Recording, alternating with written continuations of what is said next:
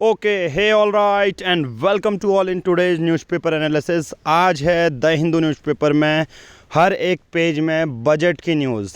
तो हमने पूरे न्यूज़पेपर का एक करक्शन निकाल के जितने भी आपके लिए यूपीएससी और स्टेट पीसीएस के लिए एक फ़ाइनल नोट्स होंगे वो हमने बना दिए हैं। वो कहाँ पर मिलेंगे? ऑलरेडी फ्री में मिलते हैं वो टेलीग्राम चैनल में, पंकज बोरा ऑफिशियल में। वो आपको मैं शो कर दूंगा या डिस्क्रिप्शन में लिंक होगा, उसमें डायरेक्टली फ्री में नोट्स आप जो है डाउनलोड कर सकते हैं, डेट वाइज होंगे। चलिए सबसे पहले द हिंदू के पहले पेज में आते हैं जहां पर चीज़ें मेंशन की गई हैं। पूरी तरह बजट 2023 को डिस्कस किया गया है पूरे ही न्यूज़पेपर में। अलग अलग मंत्री अलग अलग बारे में बोल रहे हैं। द फर्स्ट देखिए, पीएम मोदी ने इस बजट के बारे में क्या बोला। The first budget of Amrit Kal will build a strong foundation for building a developed India। एक विकासशील, एक पूरा विकसित भारत के लिए हम एक क्या कर रहे हैं, बजट 2023 ला रहे हैं। It gives a priority to the deprived ones, जो शेड्यूल कास्ट हैं, शेड्यूल ट्राइब हैं, even particularly vulnerable tribal groups हैं, उनके लिए भी ये बजट लाया गया है, ऐसा बोला गया है। इवन द हिंदू के हर एक पेज में मैं आपको इनिशियल में आज पूरा पेपर शो कर देता हूं, ताकि सिर्फ हम बाद में नोट्स ही नोट्स से डिस्कस करें और आपको समझ में आ जाए कि किस तरह से हम इसको अपने एग्ज़ाम पॉइंट ऑफ व्यू से यूज़ कर सकते हैं। देखिए सबसे पहले नए टैक्स रेजीम, देखो दो रेजीम होती हैं। एक तो ओल्ड टैक्स रेजीम जो चल रही है, लोग उसको भी फॉलो कर सकते हैं। एक नई टैक्स रेजीम भी है, उसको भी फॉलो कर सकते हैं। नई टैक्स रेजीम के हिसाब से जो पर्सन एक वर्ष में उसकी आय 7 लाख तक है तो उसको जीरो टैक्स पड़ेगा। हालांकि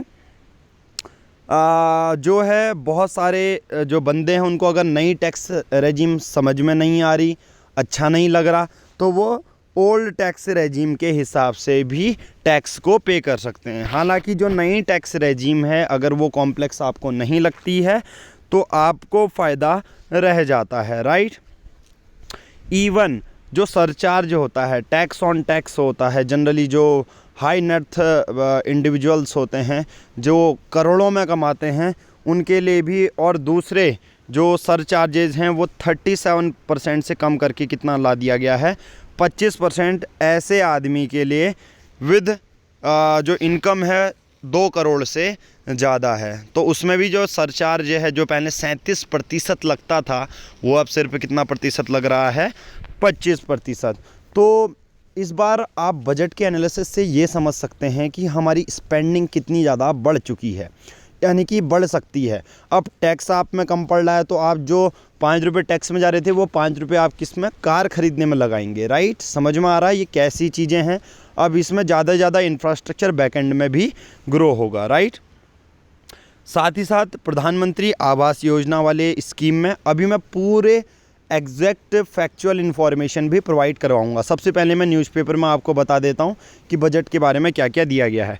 टियर 2 और टियर 3 सिटीज़, आपको टियर 1 सिटीज़ कौन सी होती है? दिल्ली, चेन्नई, बड़ी बड़ी सिटीज़, ठीक है, अहमदाबाद, राइट, मुंबई, राइट, ये टियर 1 सिटीज़ हैं। टियर 2 में थोड़ी सी कम छोटी सी जगह जाती हैं। टियर 3 में जैसे उत्तराखंड में रुड़की है, ठीक है, जोधपुर है, ऐसी टियर 2, मतलब tier 1 highly developed, tier 2, tier 3 जो थोड़ी थोड़ी डेवलप हो रही हैं वो, तो उनके लिए भी शेयर राइज किया है 66%।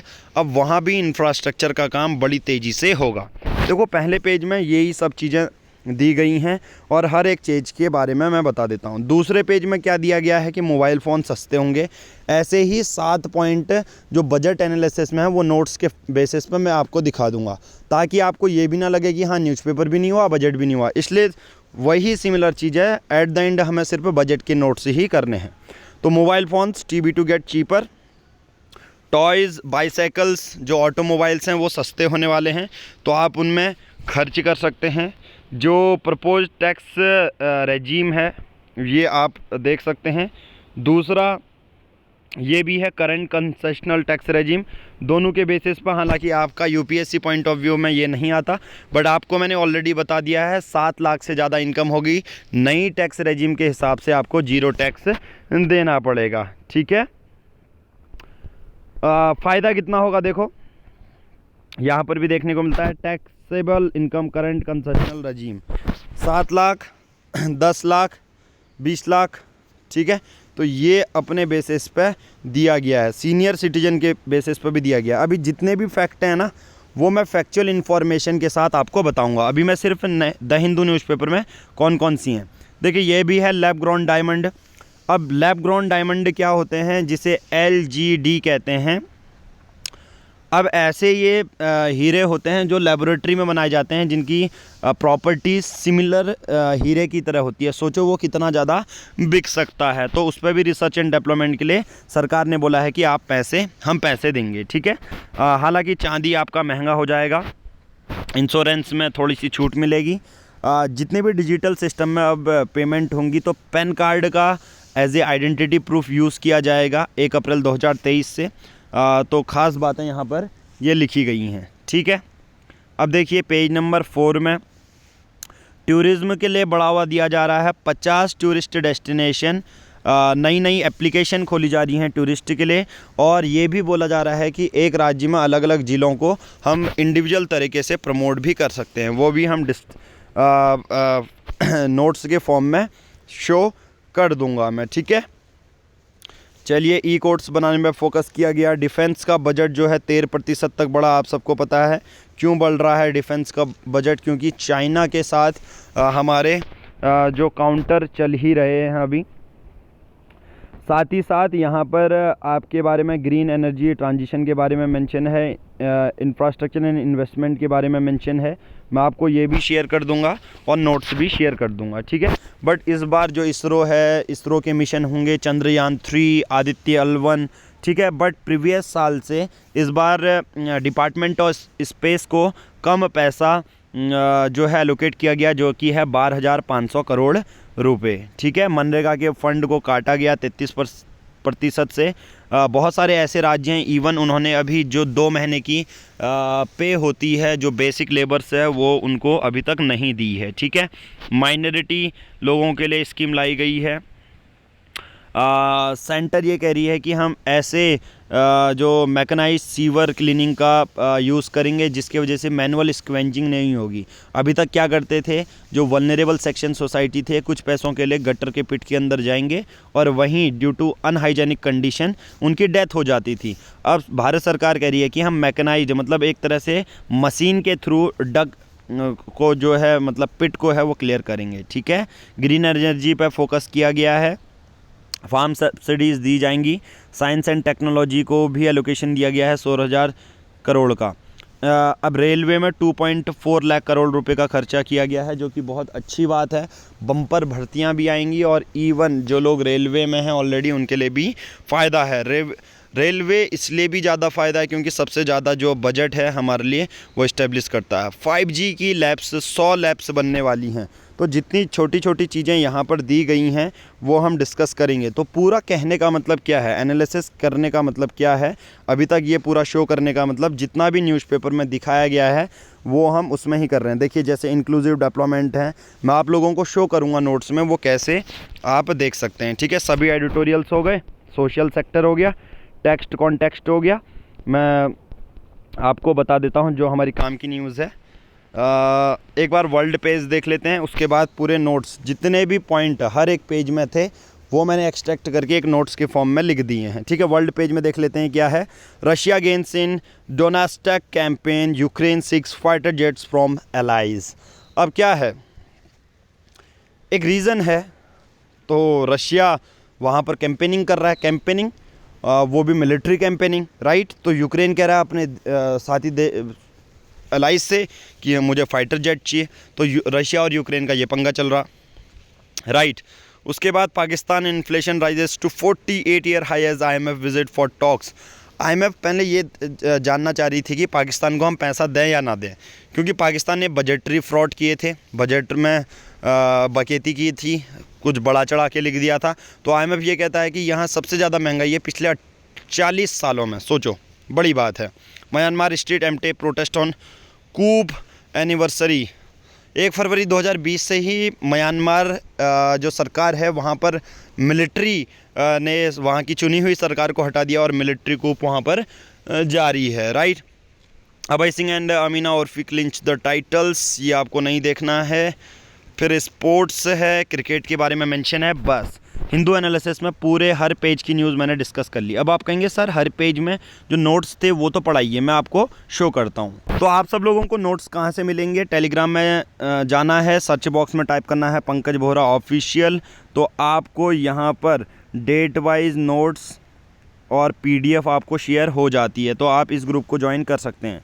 साथ ही साथ हमारे राइट विथ अस ग्रुप हैं जिसमें हम आंसर राइटिंग को सिखाते हैं यूपीएससी और स्टेट पीसीएस के लिए, उसका भी सब्सक्रिप्शन आप ले सकते हैं। डिस्क्रिप्शन में सभी जानकारी दी गई होंगी। तो चलिए स्टार्ट करते हैं अपना आज का डिस्कशन मेजर फैक्ट्स के साथ। सबसे पहले मैं आप लोगों को 2 फरवरी के नोट्स के बेसिस में ये शो करता हूँ, जो कि है बजट 2023। सबसे पहले यूनियन बजट के बारे में कुछ जानकारी ले लेते हैं जो हमारे इनिशियल में काम आएंगी कि एक्चुअल में बजट होता क्या है। ठीक है, चलिए बात करते हैं बजट की। देखिए, भारत ने सबसे पहले बजट 1947 में जारी किया था। और बजट में होता क्या है, जनरली भारत की जितनी भी आर्थिक पॉलिसीज़ हैं, फिस्कल पॉलिसीज़ हैं, अगले साल के लिए वो बजट में पास की जाती हैं।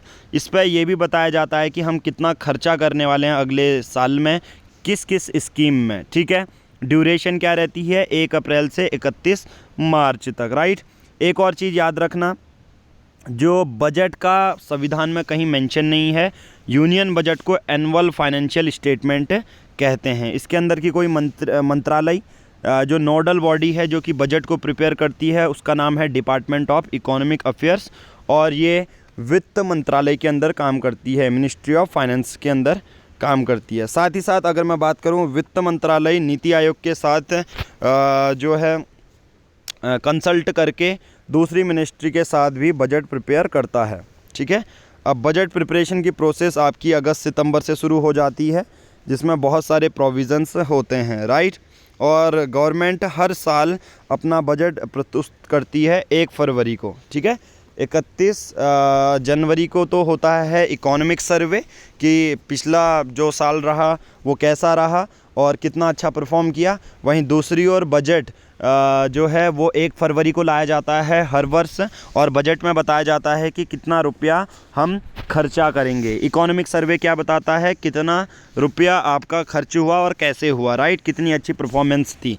तो इकोनॉमिक सर्वे ने जैसे बताया 5th लार्जेस्ट इकोनॉमी भारत बन चुकी है। चलिए बात करते हैं अब कुछ ऐसे फैक्ट की जो बजट 2023 के बारे में आपको पता होने चाहिए।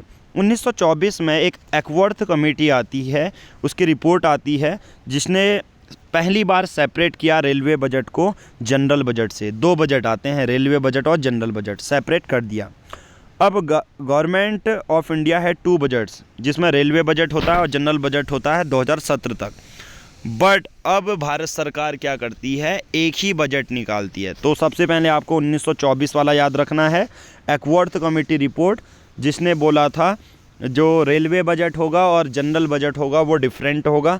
बट टिल 2017 ये चला, बट उसके बाद जो है सिर्फ एक ही भारत सरकार बजट लेके आई। ठीक है, चलिए मैं बात कर लेता हूँ आपकी कि किस तरह से वित्त मंत्रालय अपना बजट प्रस्तुत करता है। Department of economic affair, department of revenue, department of expenditure, department of financial services, और यही है डिपार्टमेंट ऑफ इकोनॉमिक अफेयर्स का डिवीज़न। ये अलग अलग लोग बजट के लिए जो है प्रोविज़न बनाते हैं और उसको तय करते हैं। चलिए मैं कुछ संवैधानिक प्रोविज़न भी आपको बता देता हूँ जो आपको याद करने हैं। ठीक है, देखिए आर्टिकल 112 याद करना है, आर्टिकल 104, 266।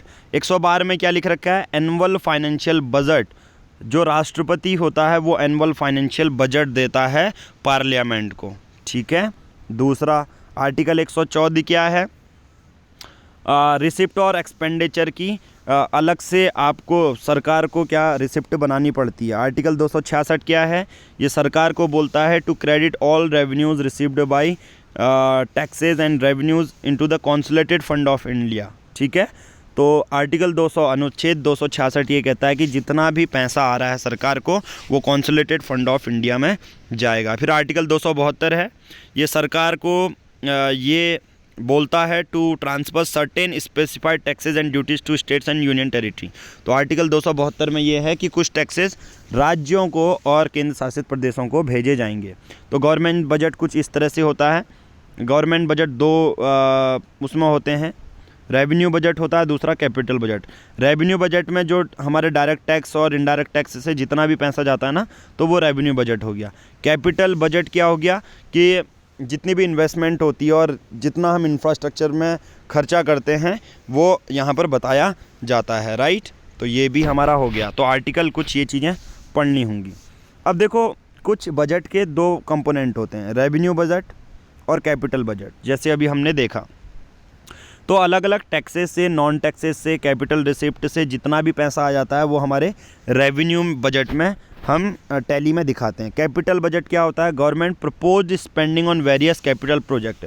जैसे भारत सरकार किस किस में काम करने वाली है, इंफ्रास्ट्रक्चर डेवलपमेंट, कैपिटल इन्वेस्टमेंट, उन सब के बारे में जितना भी बजट होगा वो कैपिटल बजट में दिखाया जाएगा, ठीक है। फिर प्लान और नॉन प्लान एक्सपेंडिचर भी होता है, फीजल डेफिसिट भी होता है। ये क्या है? The budget also include an estimate of fiscal deficit. Fiscal deficit का मतलब है भारत कितना पैसा कमा रही है और कितना खर्च कर रही है, उसे फीजल डेफिसिट कहते हैं। अब ये जो पॉइंट पढ़ाने बहुत ज़्यादा इंपॉर्टेंट थे, क्योंकि आगे का जो बजट 2023 के 7 पॉइंट हैं वो आपको फ़ायदा करेंगे, ठीक है। चलिए, जीरो बेस्ड बजट भी मैं आपको बताता हूँ ये क्या है। कभी कभी क्या होता है, this was introduced due to continuous revenue deficit okay in the budget and due to poor implementation of performance budget. तो जीरो बेस्ड बजट कब बनाया जाता है? जब पिछली जो वर्ष है फाइनेंशियल ईयर वो हम अच्छा नहीं कर पा रहे हैं और रेवेन्यू डेफिसिट बहुत ज़्यादा हो रहा है। कमा तो हम रहे हैं बट उससे ज़्यादा खर्चा हो जा रहा है, तो उसके लिए हम जीरो बेस्ड बजट स्ट्रेटजी भी अपनाते हैं। ये जीरो बेस्ड बजट स्ट्रेटजी अपनाई थी पीटर पायरे ने। वही फादर हैं जीरो बेस्ड बजटिंग के, जिन्होंने बजट 1970 में ही रिलीज़ कर दिया था। तो बजट भारत ने अडॉप्ट किया 1987 में, after it was introduced by mainstream research organisation CSIR ने भी इसको बोला। देखिए, बजट के बहुत सारे फोर्सेज हैं। फर्स्ट डिमांड की कम से कम टैक्स लोगों पे लगाओ, ठीक है। नई नई सब्सिडीज़ दो, ठीक है। गवर्नमेंट को कट करना चाहिए। ये rule of lapse and March rush, ये क्या होता है? अब ये मैं इकोनॉमी के सभी टर्म्स एक ही वीडियो में पढ़ा दे रहा हूँ। जब भी बजट आए तो एक आप 2 फरवरी की वीडियो देख लेना। यूनियन बजट में क्या होता है, देखिए, as per the principle of annuity the money to the government is granted by the parliament for the financial year. संसद को कुछ पैसा दिया जाता है कि आप इसको खर्च करो। सपोज मान के चलो अगर वो फाइनेंशियल ईयर 31 मार्च तक खर्च नहीं हो पाता तो ये पूरा पैसा रिटर्न हो जाता है कॉन्सोलिडेटेड फंड ऑफ इंडिया में ही। ऐसा नहीं कि मंत्री अपने जेब में रख सकते हैं। इसी को रूल ऑफ लेप्स कहा जाता है, ठीक है। इसी को क्या बोला जाता है? Rule of lapse. अब एक और टर्म है March rush, the heavy rush of expenditure towards the close of financial year due to the rule of lapse. अब मार्च रश क्या होता है? अब संसद को जब लगता है कि अरे पैसे तो ख़त्म हो ही नहीं रहे, तो लोग बहुत दूसरी चीज़ों में स्पेंड कर देते हैं, उसी को कहते हैं मार्च रश, राइट। देखिए, 2 टर्म मैं आपको पढ़ा देता हूँ, नॉमिनल GDP और what will be the size of the economy next year, मतलब अगले साल कितना होगा। दूसरा है फीजल डेफिसिट, कि भारत सरकार कितना पैसा ले रही है दूसरे इंस्टीट्यूशन से, वो फीजल डेफिसिट में भी आता है, राइट। एक एक्ट भी पढ़ लीजिए, fiscal responsibility and budget management act 2003, ठीक है। ये कब एक्ट आया था? तो इसमें वही होता है कि बजट को किस तरह से पास करना है, फीजल प्रोसेस क्या होंगी, ठीक है।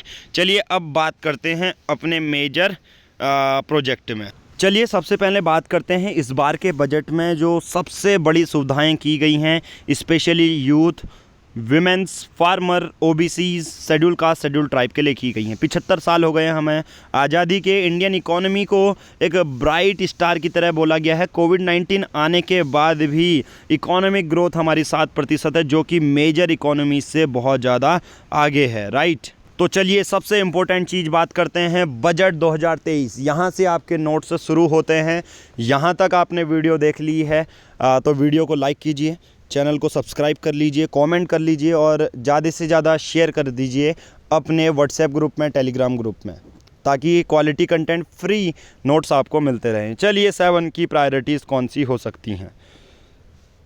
इस बार बजट 2023 में सरकार ने बोला है हम बजट को 7 चैप्टर में तोड़ेंगे, जिसे सप्तऋषि बोला गया, ठीक है, जो हमें अमृत काल से गाइड कर रहा है। अब देखिए 7 कौन कौन सी चीज़ें और सभी के बेसिस पे, फैक्ट के बेसिस पे पढ़ेंगे। Inclusive development, reaching the last mile, infrastructure and investment, unleashing the potential, green growth, youth power, financial sector. ये सप्तऋषि के बारे में हम पर्टिकुलर पढ़ते रहेंगे। सबसे पहले देखिए इंक्लूसिव डेवलपमेंट। इंक्लूसिव डेवलपमेंट का मतलब होता है सबका साथ सबका विकास। इसमें वंचितों को वरीयता दी जाएगी। वंचित मतलब क्या होते हैं? जो अनप्रिविलेज्ड लोग होते हैं, जैसे शेड्यूल ट्राइब, दिव्यांगजन, ओबीसी, शेड्यूल कास्ट। ये ज़्यादा से ज़्यादा फोकस किया जाएगा जम्मू एंड कश्मीर में, लद्दाख और नॉर्थ ईस्ट के राज्यों में। तो इंक्लूसिव डेवलपमेंट में सबका साथ सबका विकास में हम कुछ पॉइंट कर लेते हैं। सबसे पहले कृषि और कॉपरेशन में, इसमें फ़ायदा क्या है? एक डिजिटल पब्लिक इंफ्रास्ट्रक्चर बनाया जाएगा, जिसमें कि लोगों को फसलों के बारे में बताया जाएगा, कैसे उनको बेचा जाना है ये बताया जाएगा, और नई नई मशीनें लाई जाएंगी और डिजिटल चीज़ों से भी कृषि को बढ़ावा दिया जाएगा। दूसरा पॉइंट है एग्रीकल्चर एक्सेलेरेटर फंड। ये फंड जो है भारत सरकार ने सेटअप किया है। जो नए नए यूथ हैं, अगर वो कृषि में आना चाहते हैं, नई एंटरप्रेन्योरशिप शुरू करना चाहते हैं, तो उनके लिए भी एग्रीकल्चर एक्सेलेरेटर फंड शुरू किया गया है, ठीक है। तीसरा पॉइंट, कॉटन क्रॉप, यानी कि कपास में बहुत ज़्यादा प्रोडक्टिविटी के लिए क्या किया गया है? एक पीपीपी, पब्लिक प्राइवेट पार्टनरशिप के थ्रू, जिसमें कि किसान, राज्य सरकार, इंडस्ट्री, बिजनेसमैन सब कोलैबोरेट करके कॉटन क्रॉप की प्रोडक्टिविटी को बढ़ाएंगे। चौथा पॉइंट, हमें आत्मनिर्भर ग्रीन प्लांट प्रोग्राम शुरू किया गया है, जिसमें हम ऐसे पौधे उगाएंगे जो डिजीज़ फ्री होंगे, जिसके लिए 2200 करोड़ रुपए एलोकेट किए गए हैं। उसके बाद श्री अन्न, देखिए FAO यूनाइटेड नेशन की एक बॉडी है, फूड एंड एग्रीकल्चर ऑर्गेनाइजेशन। इसने कहा है 2023 के वर्ष को इंटरनेशनल ईयर ऑफ मिलेट्स हम घोषित कर देते हैं। तो अभी इस बार श्री अन्न करके, श्री अन्न मतलब यहाँ दालों से मतलब है, ठीक है। तो भारत एक तो लार्जेस्ट प्रोड्यूसर है और सेकंड लार्जेस्ट एक्सपोर्टर है, ठीक है, श्री अन्न का पूरे विश्व में। तो अलग अलग टाइप के श्री अन्न यानी कि दालें उगाई जाती हैं, जिसमें ज्वार, रागी, बाजरा, कुत्तू, रामदाना, कांगनी, कुटकी, कोडो, चीना और समा है, ठीक है। तो इससे बहुत ज़्यादा स्वास्थ्य के फ़ायदे भी हैं और भारत सरकार इस पे काम भी कर रही है। और इस बार अगर ये पूछा जाएगा इंस्टीट्यूट ऑफ मिलेट्स रिसर्च कहाँ है, वो है हैदराबाद में। इस बार एग्रीकल्चर क्रेडिट भी दिए जा रहे हैं, जो कि 20 लाख करोड़ रुपए तक एलोकेट किया गया है, जिसमें एनिमल हस्बेंड्री यानी कि मुर्गी पालन, मत्स्य पालन, इस पर फोकस किया जाएगा। दुग्ध उत्पाद में भी फोकस किया जाएगा। एक सब स्कीम भी चलाई गई, जिसे PM मत्स्य संपदा योजना कहा गया, जिसके हिसाब से 6000 करोड़ रुपए दिए जाएंगे। किनको? मछुआरों को, फिश वेंडर्स को। मैं ये कहूँगा जो मैं वर्बली बोल रहा हूँ वो आप एक एक पॉइंट में लिख लें, तो बजट 2023 के आपके वाइट पेज में 1.5 पेज के नोट्स तैयार हो जाएंगे। मैं यही सजेस्ट करूँगा कि हैंड रिटन नोट्स बनाइए, वो ज़्यादा काम आएंगे। चलिए नेक्स्ट पॉइंट, शिक्षा, स्वास्थ्य और स्किल में। तो सबसे पहला पॉइंट है नर्सिंग कॉलेज का। 157 नर्सिंग कॉलेज बनाए जा रहे हैं। 157 पहले से ही थे, 157 फिर से नए कॉलेज बनाए जाएंगे। 157 new nursing college will be established. 2017 से 157 ही कॉलेज थे, फिर से 157 नए कॉलेज भी बनाए जा रहे हैं। इस बार एनीमिया एलिमिनेशन, जिसमें ब्लड गिरते रहता है, उसको रोकने के लिए सिकल सेल एनीमिया 2047 लॉन्च कर दिया गया है, जिसके हिसाब से 0 से 40 एज ग्रुप के 7 करोड़ लोगों को अवेयरनेस फैलाई जाएगी, ज़्यादा से ज़्यादा आदिवासियों लोगों को। मेडिकल रिसर्च पे भी बात की गई कि इस बार ICMR Indian council of medical research lab खोलेगी, जो कि रिसर्च एंड डेवलपमेंट करेगी। उसके बाद दवाइयों में इनोवेशन की भी बात की गई। टीचर, शिक्षा में लोगों को जो टीचर्स हैं उनको ट्रेनिंग देने की बात की गई। इस बार बच्चों को नेशनल डिजिटल लाइब्रेरी भी खोली जाएगी। ये आपको मैं हिंदू न्यूज़पेपर में पूरा दिखा चुका हूँ, ठीक है। नेशनल डिजिटल लाइब्रेरी किसके लिए होगी? बच्चों के लिए और बड़ों के लिए, जिसमें क्वालिटी बुक्स आपको मिल जाएगी। तो पहला इंक्लूसिव डेवलपमेंट, शिक्षा, स्वास्थ्य, कृषि में सब पॉइंट कर लिए। किस में 2200 करोड़ हैं, किस में 6000 करोड़ हैं, वो हमने ऑलरेडी देख लिया है। दूसरा पॉइंट, सप्तऋषि मतलब 7 पॉइंट बताऊँगा, ठीक है। चलिए नेक्स्ट पॉइंट है रीचिंग द लास्ट माइल। इसमें क्या है? जो एस्पिरेशनल डिस्ट्रिक्ट प्रोग्राम की सक्सेसफुल इतनी ज़्यादा सक्सेस हुआ, तो इसके लिए अब ब्लॉक प्रोग्राम भी चलाए जा रहे हैं जिसमें 500 ब्लॉक पर फोकस किया जाएगा, जिसमें हेल्थ, न्यूट्रिशन, एजुकेशन में फोकस किया जाएगा। उसके बाद दूसरा पॉइंट है जो पर्टिकुलरली वल्नरेबल ट्राइबल ग्रुप है, मतलब आदिवासी में भी कुछ ऐसे आदिवासी जो मॉडर्न वर्ल्ड से कनेक्टेड नहीं हैं, उनके लिए भी स्कीम लाई जा रही है ताकि उनके घरों में स्वच्छ पानी, मतलब बेसिक फैसिलिटीज़ उनको मिल पाएँ। इसके लिए 15,000 करोड़ रुपए दिए गए हैं अगले 3 सालों के लिए। उसके बाद एकलव्य मॉडल स्कूल है। एकलव्य मॉडल क्या है, जो आदिवासी लोग हैं उनके लिए जैसे हॉस्टल की सुविधा होती है, स्कूल पढ़ने की सुविधा होती है, वो एकलव्य मॉडल रेसिडेंशियल स्कूल में दी गई है। अगले 3 सालों में सेंटर 38,800 नए टीचर्स को इसमें एलोकेट करेगा। नेक्स्ट है ऐसे रीजन जहां पर ड्रॉट है, सूखा पड़ा है, जैसे कर्नाटका का रीजन, केंद्र सरकार ने बोला है अपर भद्रा प्रोजेक्ट हम शुरू करेंगे। नेक्स्ट पॉइंट है पीएम आवास योजना, उसके लिए करीबन 79,000 करोड़ रुपए। पीएम आवास योजना में क्या है कि लोगों को घर बना के दिए जाएंगे। एक है भारत शेयर्ड रिपोजिटरी इंस्क्रिप्शन, ये एक डिजिटल इपिग्राफी है, यानी कि जितने भी भारत में इंस्क्रिप्शन होंगे डिजिटल तरीके से मिल जाएंगे। इंस्क्रिप्शन का मतलब अशोक ने जो शिलालेख लगाया होगा उस पर जो लिखा होगा उसी को डिजिटल फॉर्मेट में आपको पता चल जाएगा विथ इमेजेस, राइट। किसानों को और साथ ही साथ में इस बार जो गरीब ऐसे प्रिजनर्स हैं जो जेल में हैं, उनको जिनके पास पैसे नहीं हैं कि उनको बेल मिल जाए, इसलिए भारत सरकार ने नए बजट में उनके लिए भी प्रोविज़न डाले गए हैं। तीसरा है प्रायोरिटी 3 सप्तऋषि का तीसरा पॉइंट, इंफ्रास्ट्रक्चर और इन्वेस्टमेंट। इस बार भारत सरकार ने बोला है कि हम 10 लाख करोड़ रुपए खर्चा करेंगे, जो कि जीडीपी का 3.3% तक का होगा, जिसमें नए infrastructure, job creation, private investment हम करेंगे। दूसरा पॉइंट क्या है, कैपिटल एक्सपेंडिचर भी हम करने वाले हैं, और जो कि होगा 4.5% ऑफ जीडीपी, राइट। राज्य सरकारों को पैसा दिया जाएगा 50 साल के इंटरेस्ट फ्री लोन में, कि राज्य सरकार को हम पैसा देंगे, भारत सरकार देगी, और राज्य सरकार से बोलेगी कि आप इंफ्रास्ट्रक्चर में, दूसरे इंफ्रास्ट्रक्चर में आप स्पेंड कीजिए, आपको इंटरेस्ट भी नहीं देना। साथ ही साथ एक सबसे बड़ी इम्पोर्टेंट बात, railway, road, urban infrastructure, power, इसमें भी प्राइवेट इन्वेस्टमेंट की जा रही है, राइट। रेलवे का पॉइंट हमने पढ़ा था 2.4 लाख करोड़ रुपए जो है रेलवेज़ में इस बार खर्च किए जा रहे हैं, जो कि 9 गुना सबसे ज़्यादा है 2013-14 से। लॉजिस्टिक 100 ट्रांसपोर्ट इंफ्रास्ट्रक्चर, जिसमें अलग अलग पोर्ट्स, कोल, ग्रेन सेक्टर ये आइडेंटिफाई किए गए हैं, जिसके हिसाब से 15,000 करोड़ रुपए प्राइवेट सोर्सेस से आएंगे, 75,000 करोड़ रुपए सरकार देगी। रीजनल कनेक्टिविटी बढ़ाई जाएगी, ठीक है। देखो म्युनिसिपल बॉन्ड के लिए बड़ी बड़ी सिटीज़ बात की गई है। टियर 2 और टियर 3 में क्या होगा, देखो म्युनिसिपल बॉन्ड क्या होते हैं, म्युनिसिपैलिटी क्या कहेगी वहाँ के लोगों से 100 रुपये की बॉन्ड है, हमको पैसा दो, हम 5 साल बाद आपको कुछ इंटरेस्ट के बेसिस पे 5 साल लौटाएंगे, और वो पैसा किस में खर्च किया जाएगा, इंफ्रास्ट्रक्चर में, ठीक है। इस बार रूरल इंफ्रास्ट्रक्चर डेवलपमेंट फंड की तरह अर्बन इंफ्रास्ट्रक्चर डेवलपमेंट फंड भी इस्टेब्लिश कर दिया गया है, और जनरली जो मैनेज करेगा नेशनल हाउसिंग बैंक। इसमें काम क्या होगा, टियर 2 और टियर 3 जो सिटीज़ होंगी उन पर काम किया जाएगा। शहरी क्षेत्र में स्वच्छता की बात की जाएगी, सेप्टिक टैंक्स लाए जाएंगे।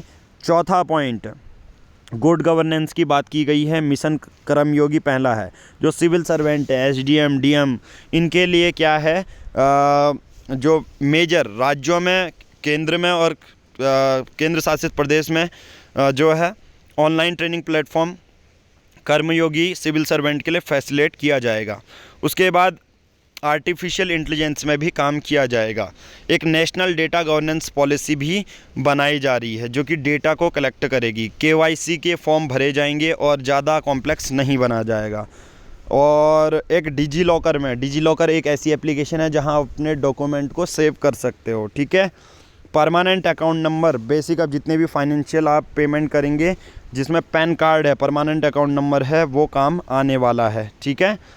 दूसरी अगर यूनिफाइड फिलिंग प्रोसेस जो बात की जाती है वो सेटअप किया जाएगा, जिसमें बहुत सिंपल सी चीज़ है, अलग अलग डिफरेंट गवर्नमेंट की एजेंसीज को वो डेटा सबमिट की जाएगा। विवाद से विश्वास क्या है, माइक्रो स्मॉल मीडियम एंटरप्राइजेज मतलब जो कोविड-19 के दौरान छोटे छोटे उद्योग खड़े हुए, उन्होंने लोन लिया पर कोविड-19 की वजह से चले नहीं, तो विवाद से विश्वास स्कीम में उन लोगों के लिए भी सरकार नए प्रोविज़न लेके आई है। ठीक है, जिसमें क्या कहा गया है, जो सरकार से पेंडिंग डिस्प्यूट्स हैं वो भी सॉल्व किए जाएंगे। ठीक है, स्टेट सपोर्ट मिशन चला रही है, कौन चला रही है? नीति आयोग चला रही है। ठीक है, ई कोड चले जाएंगे, फाइनेंशियल सर्विसेज आपको प्रोवाइड होगी, डिजी लॉकर में डॉक्यूमेंट कर सकते हैं। 100 से ज़्यादा लैब बनाई जा रही हैं जहां 5G सर्विसेज से रिलेटेड एप्लीकेशन, स्मार्ट क्लासरूम बनाए जाएंगे।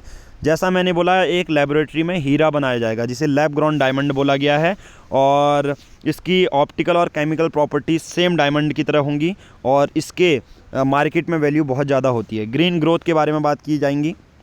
लाइफ का एक प्रोविज़न है, विज़न है लाइफ स्टाइल फॉर इन्वायरमेंट। इसमें क्या किया है, पंचामृत नेट जीरो कार्बन इमिशन 2070 तक करने की बात की गई है कि कार्बन इमिशन हम कम करेंगे। ग्रीन हाइड्रोजन मिशन 19,700 करोड़ रुपए। इसमें क्या है, जो तेल डीजल पेट्रोल उसकी जो उस पर जो हम डिपेंड हैं उसको कम करेंगे। ठीक है, 5 मिलियन मैट्रिक टन 2030 तक टारगेट है कि एनुअल प्रोडक्शन हम पहुंचा देंगे। एनर्जी ट्रांजिशन 35,000 करोड़ रुपए। ठीक है, रिन्यूएबल एनर्जी के लिए लद्दाख पे 13 गीगावाट का रिन्यूएबल एनर्जी जो है कंस्ट्रक्ट किया जाएगा लद्दाख में। ग्रीन क्रेडिट प्रोग्राम चलाया जाएगा जिसमें इन्वायरमेंट प्रोटेक्शन एक्ट के बेसिस पे जो अच्छा काम कर रहे हैं उनको पैसा भी दिया जाएगा। पीएम प्रणाम, ये क्या है? इसमें पीएम प्रणाम ये डायरेक्टली पूछा जाएगा विथ रिस्पेक्ट टू पीएम प्रणाम, ये क्या है? PM programme for restoration awareness nourishment amelioration of mother earth. हमें नेचर मदर का क्या करना है, ख्याल रखना है, जिसमें हम खेतों में अलग अलग ऑल्टरनेट फर्टिलाइज़र जो हैं वो यूज़ करेंगे, केमिकल फर्टिलाइज़र यूज़ करेंगे जो कि अच्छे होंगे मदर नेचर के लिए। गोवर्धन स्कीम जिसमें वेस्ट गोबर से वेल्थ बनाई जाएगी, जिसमें बायोगैस का काम है। कम्युनिटी क्लस्टर बेस्ड प्लांट ये बनाए जाएंगे। भारतीय प्राकृतिक खेती बायो इनपुट रिसोर्स है, 1 करोड़ किसानों को नेचुरल फार्मिंग अडॉप्ट करने की बात की गई है। फिर सबसे बड़ी बात है मिस्टी, ये क्या है? Mangrove initiative for shoreline habitat. मतलब जो मैंग्रोव के पेड़ होते हैं, आप सबको पता है बाढ़ आती है तो मैंग्रोव के पेड़ बाढ़ को कैसे नहीं आने देती है, तो मनरेगा के फंड से कैंपा, जैसे किसी ने पेड़ काटे उसमें जो फंड आया प्राइवेट, देखो जैसे एक फील्ड में है पेड़ हैं सरकार के, पेड़ काटे गए तो जिसने काटे हैं वो फंड कंपनसेशन देगा, तो उन पैसों से मैंग्रोव बनाए जाएंगे। ठीक है, अमृत धरोहर क्या है? अब टोटल रमसार साइट कितनी हो चुकी है हमारी? 75, जो 2014 में सिर्फ 26 थे। रमसार साइट्स कौन सी होती है? वेटलैंड की साइट्स होती हैं जहाँ पर अलग अलग स्पीसीज़ आती है। ठीक है, चाहे माइग्रेटरी है चाहे वहीं की है। ओके, कोस्टल शिपिंग करेंगे व्हीकल। 6वां पॉइंट है यूथ। यूथ के लिए क्या है? अमृत पीढ़ी बनाई गई है जिसमें नेशनल एजुकेशन पॉलिसी है। इस बार लोगों को ज़्यादा कौशल विकास योजना 4.0 जिसमें ट्रेनिंग दी जाएगी, कोर्सेज दिए जाएंगे, AI रोबोटिक्स सॉफ्ट स्किल्स भी सिखाई जाएंगी। ठीक है, लोगों को पैन इंडिया में डायरेक्ट बेनिफिट ट्रांसफ़र होगा, कैश भी दिया जाएगा। यूनिटी मॉल बनाने की बात की गई है। हर राज्य सरकार से बोला गया है कि आप अपने एक एक ज़िले में यूनिटी मॉल बनाओ जिसका खास टूरिज़्म पर्पज़ होना चाहिए। एट द हम लास्ट पॉइंट की बात करते हैं जो कि है फाइनेंशियल सेक्टर। फाइनेंशियल सेक्टर में अगर अमृत काल को हमें मीट करना है तो हमें क्या क्या करना पड़ेगा? सिंपल सी बात है, टैक्स कम करने पड़ेंगे, लोगों को सब्सिडी ज़्यादा देनी पड़ेगी, इंफ्रास्ट्रक्चर पर ज़्यादा खर्च करना पड़ेगा। राइट, सिक्योरिटी मार्केट अच्छी करनी है, शेयर्स और डिविडेंड अच्छे करने हैं, डिजिटल पेमेंट और ज़्यादा बढ़ोतरी करनी है। आज़ादी का अमृत महोत्सव महिला सम्मान बचत पत्र, ये बहुत इंपॉर्टेंट है। इस बार सरकार लेके आई है एक महिला सम्मान सेविंग सर्टिफिकेट, जिसके हिसाब से जो है 2 पीरियड अप टू मार्च 2025 तक आपको मिल सकता है। और इसमें क्या होगा, आप 2 लाख तक जमा करेंगे किसी एक महिला के या लड़की के नाम पर, और इंटरेस्ट आपको 7.5% मिलेगा। ठीक है, सीनियर सिटीजन के लिए भी है। जो लोग 9 लाख जमा करते थे जॉइंट अकाउंट में, वो 15 लाख तक कर सकते हैं। जो सिंगल है वो 9 लाख तक जमा कर सकता है। फीजल डेफिशिएट का मतलब होता है, ऑलरेडी बता चुका हूँ, 3.5% है GSDP। टोटल रिसिप्ट मिली है 24 लाख करोड़ रुपए, टोटल एक्सपेंडिचर 21 लाख करोड़ रुपए। ठीक है, नेट टैक्स इस बार हुआ 23 लाख करोड़ रुपए। फीजल डेफिशिएट है 5.9% ऑफ टोटल GDP। ये मैंने नोट्स में इंक्लूड कर दिया। टोटल इनकम नील 7 लाख तक, ये पुराना वाला है। राइट, ओल्ड टैक्स रेजिम भी मान सकते हैं, पर नए वाले भी मैं भी ऐड कर दिया 7 लाख तक वो होगा तो आपको टैक्स देने की ज़रूरत नहीं है। ठीक है, इस बार सरचार्ज भी डिडक्ट किया गया और 37 से 25% ये तो ऑलरेडी मैं करवा चुका हूँ। इस बार लोन आप ले सकते हैं प्राइमरी एग्रीकल्चर कोऑपरेटिव सोसाइटी के लिए और कैश में मिलेगा। ठीक है, पहले तो बैंक में आते थे या आप कुछ सामान खरीदेंगे तब होगा। और इस बार बहुत सारी चीज़ें हैं जो ऑनलाइन गेमिंग है उसमें भी TDS मिनिमम 10,000 कटेगा और TDS रेट भी 30% से 20% तक कम किए गए जिसके बाद पैन कार्ड नहीं है। और ये सब चीज़ें 1 अप्रैल 2023 से लागू होगा। और अग्निवीर के लिए, अग्निवीर को जितना भी पैसा मिलेगा उसमें भी टैक्स नहीं लगेगा। इनडायरेक्ट टैक्स 13 कर दिया गया। Number of custom duties, bicycle, automobiles ये सब सस्ते होंगे, ये ऑलरेडी हम कर चुके हैं। Right, national calamity contingent duty 16% बढ़ गई है। ठीक है, कस्टम एक्ट 1962 शुरू हो गया है जिसने 9 महीने स्पेसिफाई किए हैं कि आप क्या कर सकते हो, सेटलमेंट कर सकते हो कस्टम का। कंक्लूजन यही है कि भारत सरकार की इकोनॉमी को हमें बेहतर बनाना है तो इंफ्रास्ट्रक्चर, शिक्षा, स्वास्थ्य में खर्चा करना पड़ेगा। तो आज की इस वीडियो में इतना ही। एंड कोड हम रखते हैं बजट। सब लोगों को बजट टाइप करना है, जिसको आंसर राइटिंग एनालिसिस या दूसरे प्रोग्राम से जुड़ना है वो भी कमेंट कर सकते हैं। आज की इस वीडियो में इतना ही। Thank you, have a nice day.